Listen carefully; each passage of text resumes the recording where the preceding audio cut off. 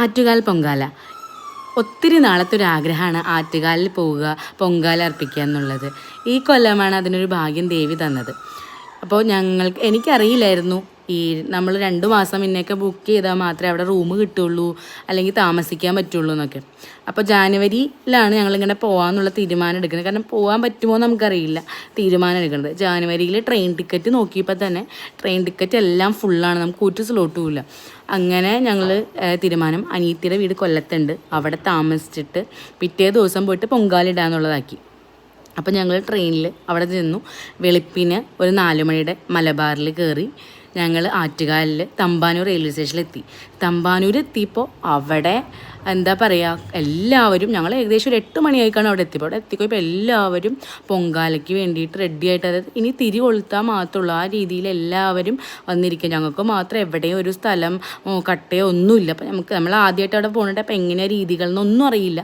നമ്മളിങ്ങനെ ആറ്റുകാലമ്മേനെ വിളിച്ചിങ്ങനെ പ്രാർത്ഥിച്ചു, എവിടെയും ഞങ്ങൾക്കൊരു സ്ഥലം കിട്ടണമെന്നൊക്കെ. അപ്പോൾ ഞങ്ങൾക്ക് ആ റോഡ് സൈഡ് ഹൈവേ തന്നെ ഒരു ഇച്ചിരി സ്പേസാണ് കിട്ടിയത്. അപ്പോൾ അവിടെയെന്ന് വെച്ച് കഴിഞ്ഞാൽ ഒട്ടും ഇരിക്കാൻ പോലും സ്ഥലമില്ല.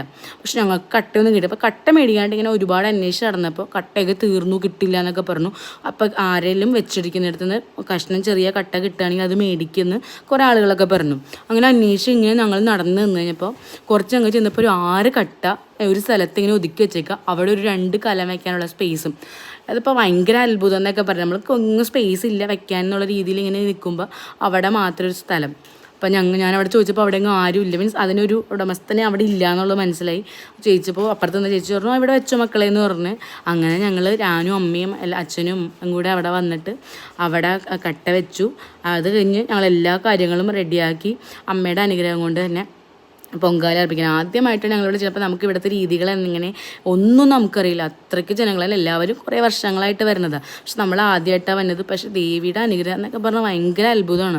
കാരണം നമുക്ക് അവിടെ ചെന്നിട്ട് ഒരു സാധനങ്ങളും കിട്ടാൻ പറ്റാത്ത ദിവസം എല്ലാം ദേവി നമ്മുടെ കൺമുന്നിൽ കൊണ്ടുതരാം. നമുക്ക് ഈ കലത്തിൽ വയ്ക്കണ പൂവൊന്നും എവിടെ നിന്നും കിട്ടില്ല.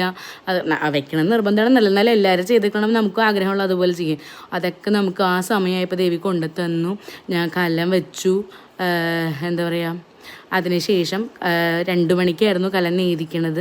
ആ സമയത്ത് തിരുമേനി വന്നു, കലം തളിച്ചു കഴിയുമ്പോൾ എടുത്തു. ആദ്യമായിട്ടാണെങ്കിലും അത്ഭുതം ഇത് കാണുന്നത്. ആറ്റുകാലമ്മയുടെ അനുഗ്രഹം എന്നൊക്കെ പറഞ്ഞാൽ ഭയങ്കര എന്താ പറയുക, അത്രയ്ക്കൊരു ഫീലാണ്.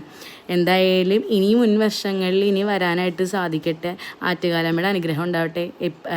ഇപ്പോഴത്തെ ഇഷ്ടസിദ്ധി നമ്മൾ ആഗ്രഹിച്ചത് നടക്കട്ടെ. ഇത്രയും പ്രാർത്ഥനയോടെ ഞങ്ങൾ ഇവിടെ നിന്ന് മടങ്ങുകയാണ്. ഫുൾ വീഡിയോ യൂട്യൂബിൽ വ്ളോഗായിട്ട് പോസ്റ്റ് ചെയ്തിട്ടുണ്ട് കേട്ടോ.